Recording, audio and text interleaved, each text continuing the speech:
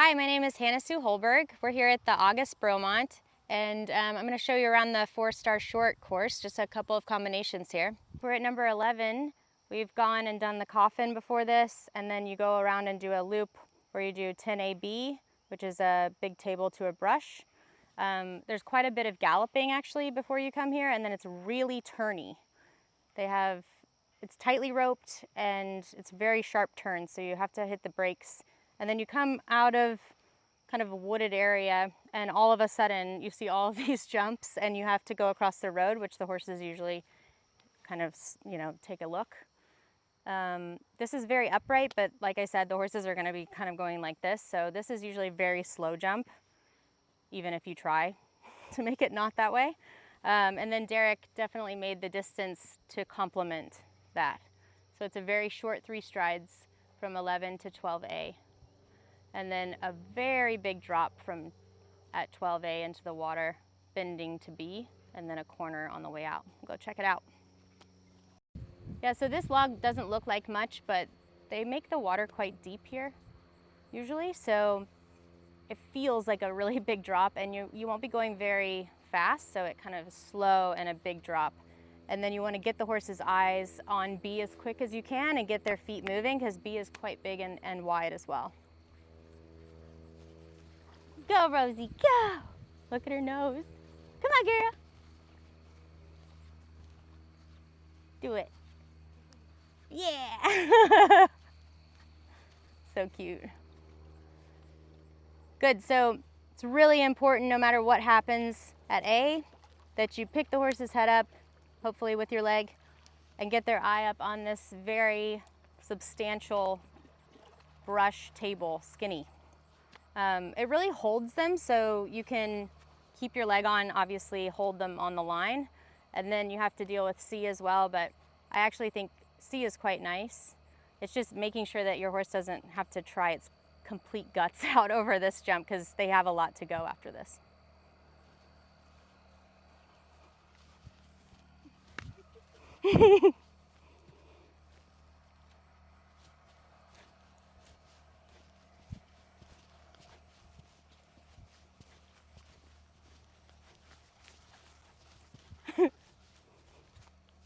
So it's a nice 4 strides.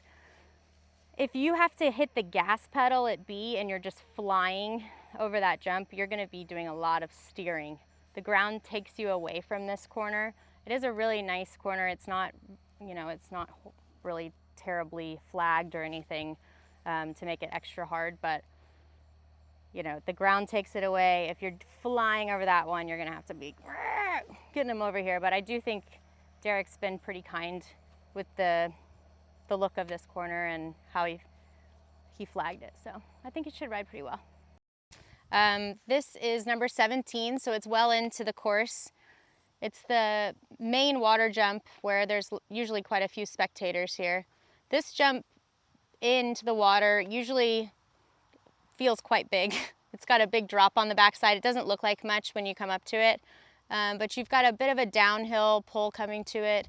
And there's a lot to look at this year. There's a lot of levels that jump into this water. So the horses are gonna have a little look, which I think will brighten them up a little bit, which will be good.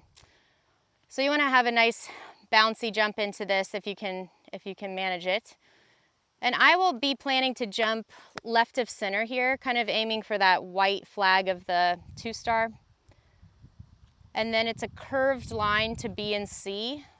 I think you'll see quite a few different stride numbers between A and B, depending on the horse's stride length and also just how they land in the water and take their first stride. And then between B and C is a 2-stride. It walks just right on, but that kind of jump, especially C, is extremely wide. It's a very narrow face, but the width is extreme. So you want to get as close as you can to the front of it, to the base. All right, we're at number 21 on the 4-star short. We jump number 20 is a big table, and then 90-degree turn to this tall mem rail. So this is frangible. You're going to want to jump this pretty straight, so squaring up the turn, getting the horse's hind legs underneath them again. One really hard part about this combination is the warm-up is right behind it, which is very distracting to the horses. They are herd animals, so they're gonna see all of that. And you have to really have a good partnership to keep them focused on what you want them to do, because this is a very technical combination. So you're gonna wanna jump this as slow as you dare so they land and don't just take off down this terrain here. And then we'll just walk the distance. I don't think they're gonna land a full 6 feet probably on landing. I mean, it depends on how big of a stride they have, but the ground is a bit firm and this is a tall rail, so hopefully they kind of land and shorten their stride up right away. It makes it a little bit easier. So 1, 2, 3, 4. So it's a bit of a short 4, but I think it's actually gonna ride pretty nice.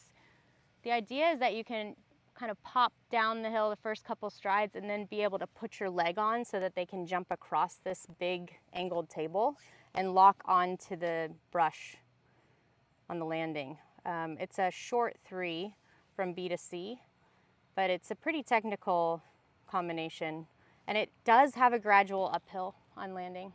So you wouldn't want to crawl over this, you know, you need to have like a bit of go at the base here. So even though it's a bit of a short distance, I think that Derek's been really kind in the way that he set the jumps so that it should work out, you know, if you can slow down and go exactly at the right time and steer perfectly, it should work out great.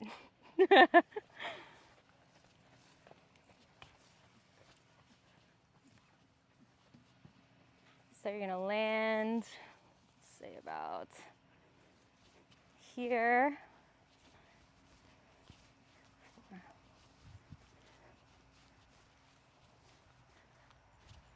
So it's a bit of a short 3, but I think it's gonna ride, it might even still ride a bit up in 3, just because of the terrain, how big the jumps are, it's late in the course. I think that's gonna be a factor as well.